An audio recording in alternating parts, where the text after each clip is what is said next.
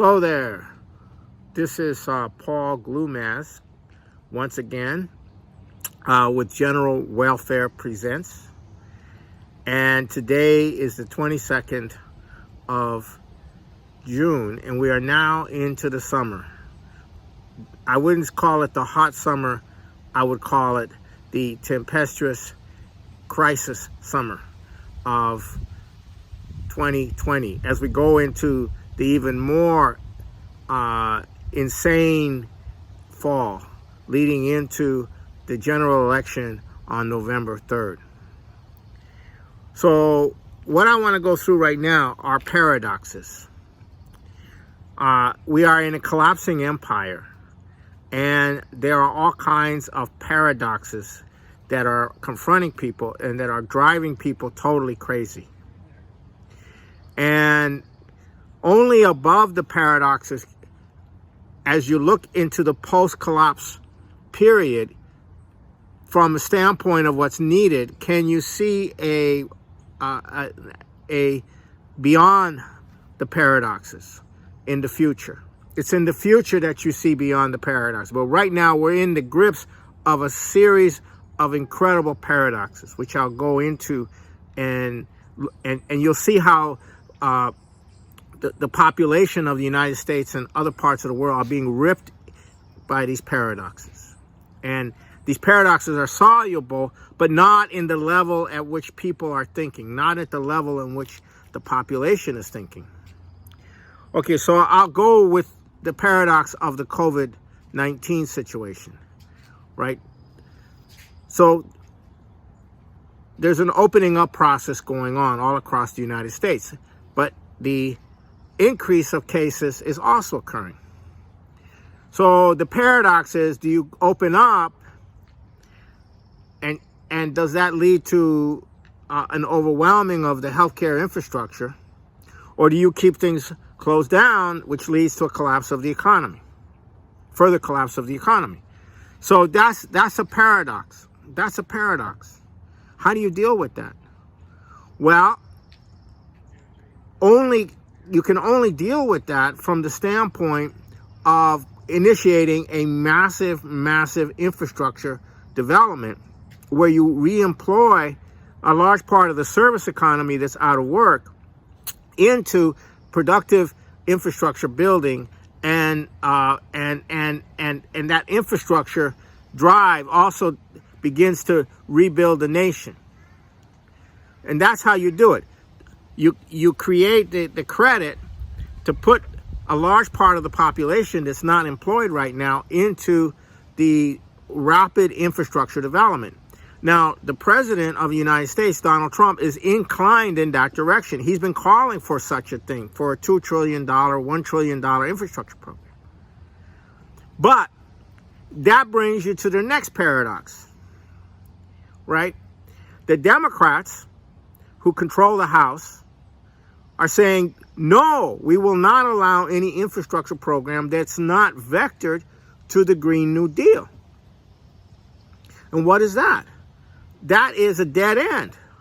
So they want to put the people to work in the building solar, windmills, whatever, on a massive scale, which is totally insane and is a complete destruction of the physical economy. And the president doesn't want to do that. On the other hand, the Republicans in the Senate, Mitch McConnell, etc., are saying no. Infrastructure should not be built by government. It should be built by the private sector. The private sector should build it. The private sector should profit from building infrastructure. Greed and the invisible hand of the market must dominate economic development. And these same senators are supporting the welfare for the banking, for the international bankers, the massive bailout that's going on. So that's another paradox. You got the Democrats on one hand going for a destruction and depopulation by channeling all of the economic activity into these worthless, non-carbon related, inefficient, poisonous, destructive, climate emergency oriented economy. At the same time, you have the Republicans saying, no, we don't want infrastructure. That's not no government money for infrastructure. It's the private sector that has to build the infrastructure. And no infrastructure is going to get built. So this is an insane situation that you have. So the president wants to build it. And the people of the nation probably would want to build it too. But how do you go from here to there?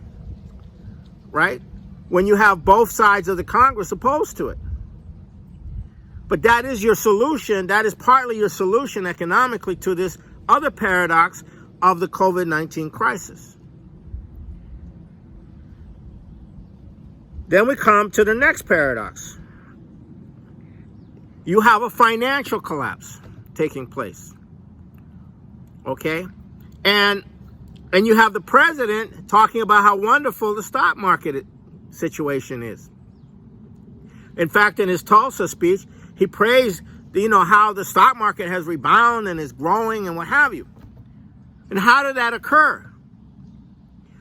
Well, something very critical occurred. What occurred is that the Federal Reserve and the Treasury turned over to a private investment management company, BlackRock, the entire process of propping up the financial system, primarily through financing the purchase of exchange-traded funds. BlackRock and its other type private management of investments, like your pensions and banks and so forth, Vanguard and State Street, they own 90% of the corporate debt. They control 90% of the corporate stock, So what's happened in this crisis is the central banks have been bailing out the system, but now they're bailing it out in a very targeted way through BlackRock. So essentially you have a private investment management firm along with several other private investment and managing firms essentially controlling the whole system.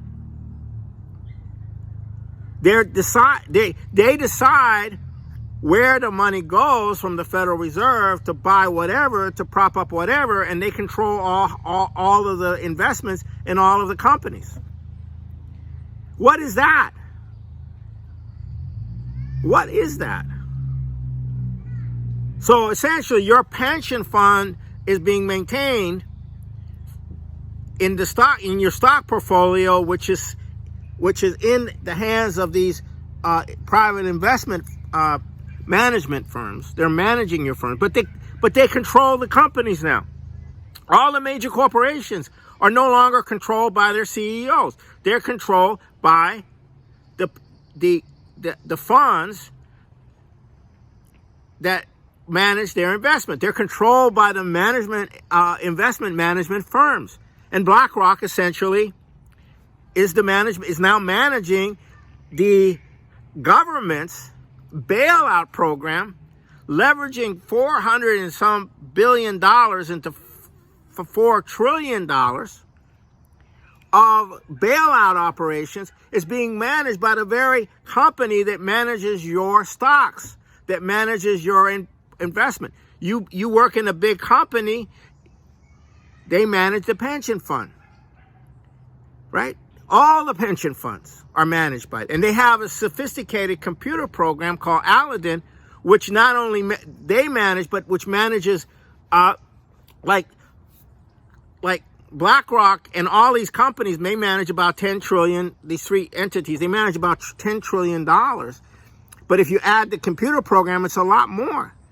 So we have an incredible paradoxical situation where a private entity is now managing the government's money and in the bailout to keep the stock prices up, to keep the appearance of solvency.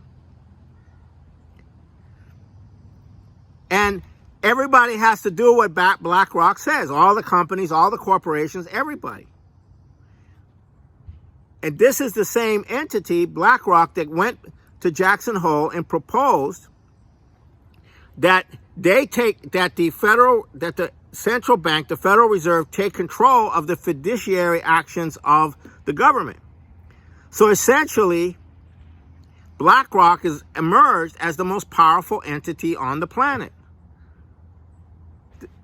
This is incredible. So how do you deal with that? And this is to keep the appearance of solvency while the physical economy is disintegrating. How does this work? Or how do you deal with that? Well, one thing you can do is nationalize BlackRock and make it function for the, to manage. I mean, it is managing everybody's pension funds. It should be nationalized. That's one idea. So this is the kind of thing. These are the kind of paradoxes that have emerged. This thing came out of the shadows in the context of the collapse of the system to essentially run the appearance of solvency. So rather than the Federal Reserve simply buying up worthless financial instruments, which it was doing before, it's letting BlackRock manage the whole process through something primarily called exchange-traded funds, which essentially monetizes all of the stocks into a trading system. It turns all of the stocks into kind of liquidity, and they can leverage buying and selling exchange-traded funds to leverage holding up the entire stock market. It's totally beyond the imagination. So we have this paradox of an appearance of solvency in the middle of this massive bailout of the financial system, but it's not. It's a crisis. It's a disintegrating world economy. It's a disintegrating system. But we have at least the appearance. And then Trump is going out saying that's he's taking credit for that. That's insane. But that's what he's doing because he has no other option. He doesn't have a policy option. He's not prepared to reorganize the banking system. He's not prepared for LaRouche's first law, which is bank separation in Glass-Steagall. He's not prepared for a credit system, a national bank, which is what we'll have to go to. He's not prepared to set up a new global financial architecture between nations. But that can only happen when you bring the United States, Russia, China, and probably India and Japan into a meeting where all of this is worked out. If they have that meeting, you can't do that. So we're calling for, so the LaRouche movement is calling for the four powers to meet. But that's the only way to resolve that paradox. On you, Hudson. Then you have this other paradox coming up. You all know what's going on in Seattle. What the mayor Jenny Durkin calls the summer of love, and there was a shooting there recently. And there's a knifing, people are being raped. It's a summer of love. Just keep that in mind. It's a summer of love. And then you have Trump's speech attacking this, calling for law and order, and saying that he's not going to intervene on this because it's up to the governor to ask the president to help deal with it. And he says he'll deal with it within an hour. So now you have a population that's witnessing this insane situation where people are going around burning and looting and so forth. And the media is defending it, calling it peaceful demonstrations. And you have this wonderful summer of love in Seattle. And the president is saying, well, hey, unless you call us in, we're going to let people see what all of that's all about. So this is a profound paradox. Why? Because you have in the United States, you have a Second Amendment population that you have to restrain. If this violence spreads out to them, they will react. And then you have the media coming in to say, oh, these are right-wingers attacking the, so they have to be absolutely restrained. And it's very problematic, because the FBI or somebody else could have agent provocateurs among these so-called right-wingers, and so this is a very, very difficult situation. And it's occurring 4.5 months, or almost 4 months from the election. And then, guess what? Joe Biden kind of let it out of the bag. What's going on? What is going on? Well, he's saying the big problem is vote fraud, and that Trump won't leave office if he loses the election. What does that mean? That means the election is going to be contested. And then we hear reports that because of the COVID virus and because of mail-in ballots and because of other things, the states won't know what the count is going to be for weeks after the election. We're hearing that from the Democrats. So what does that mean? That means a monkey business. That means monkey business is afoot. Using the mail-in ballots, using other types of situations, delays, you name it. So you're sitting there, you've had an election, you don't know what the outcome is, and then all hell breaks loose. And then we're back to the situation we were before in 2016. And then what happens if the Democrats take the Senate and they decide to start impeachment process right away as soon as the president, if he were to go in.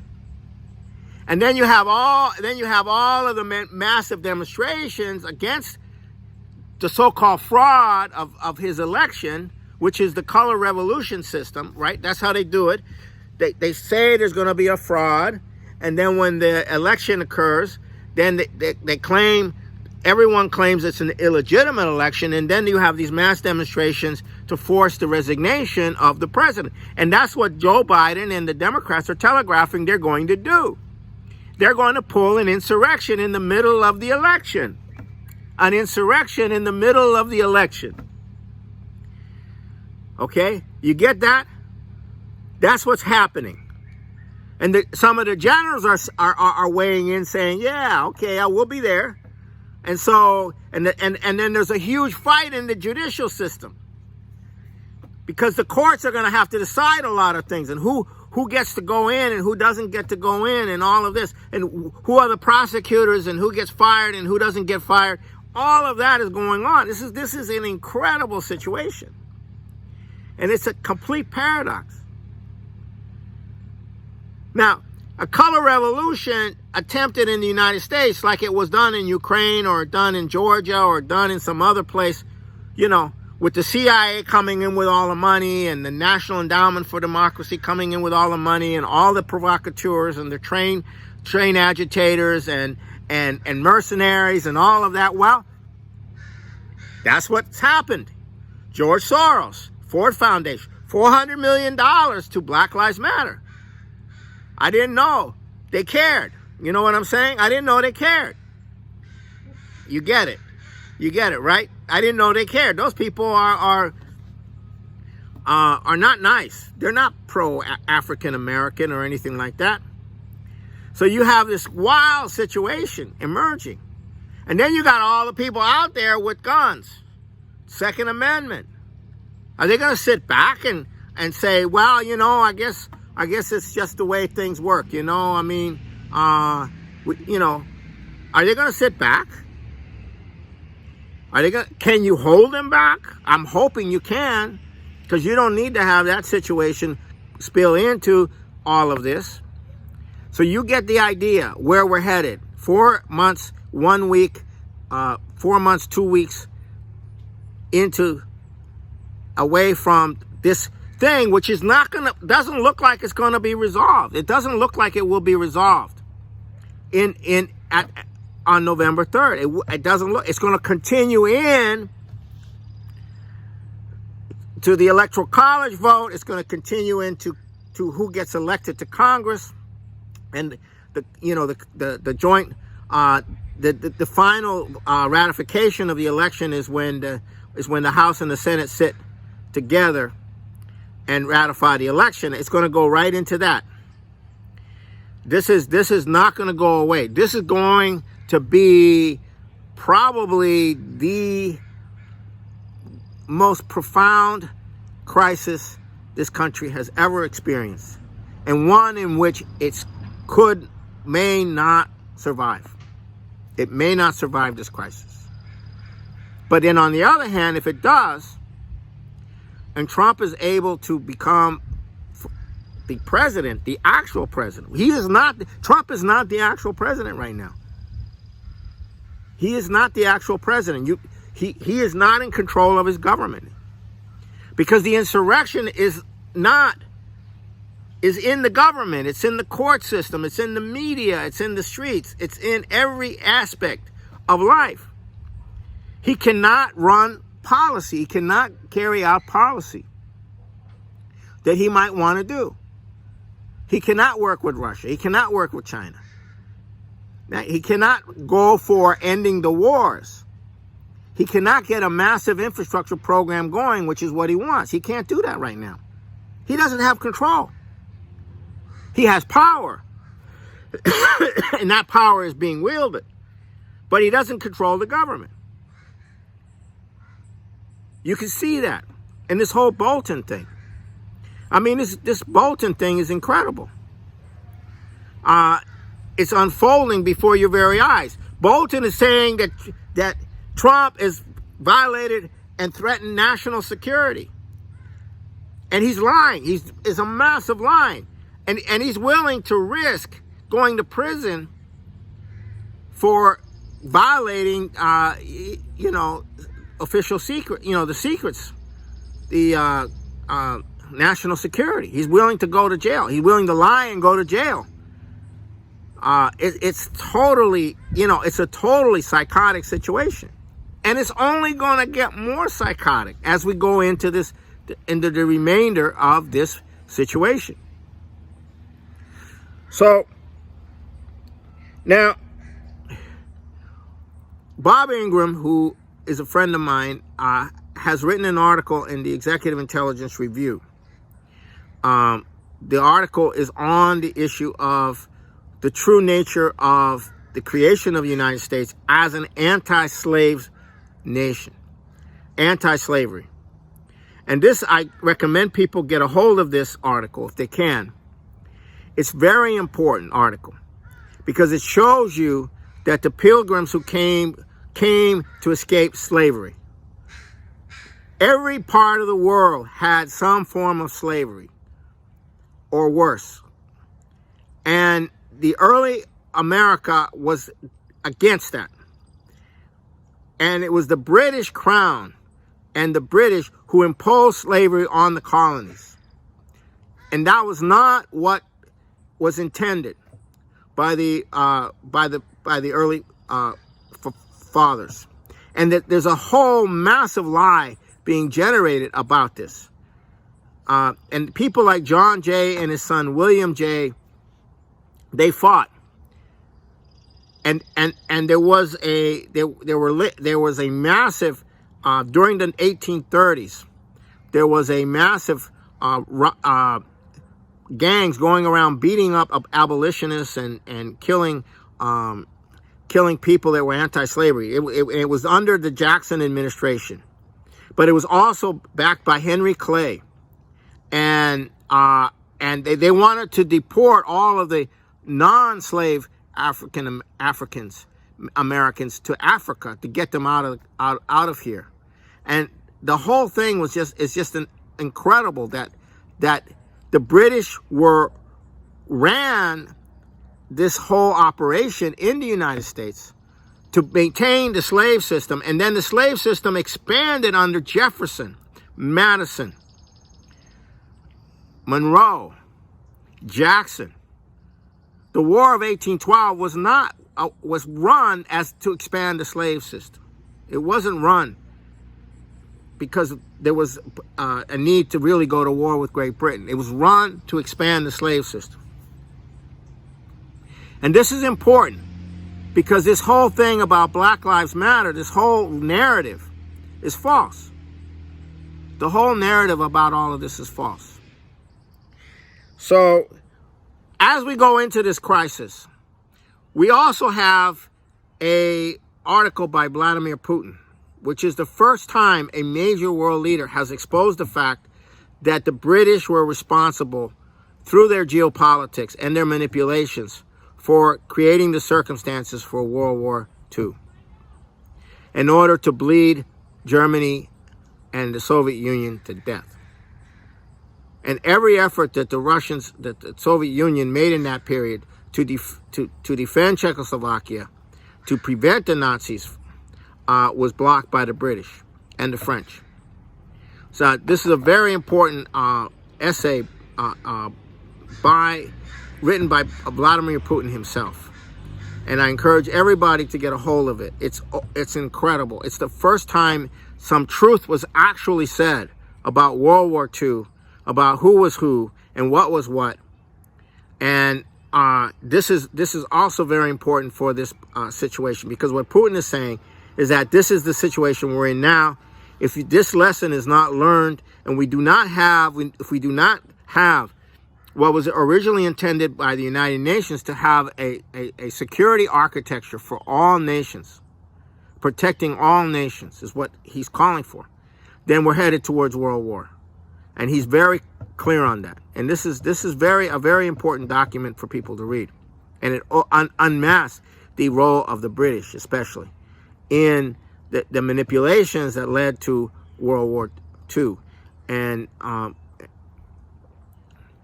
so with that, I say good day, and I'll be coming on next week.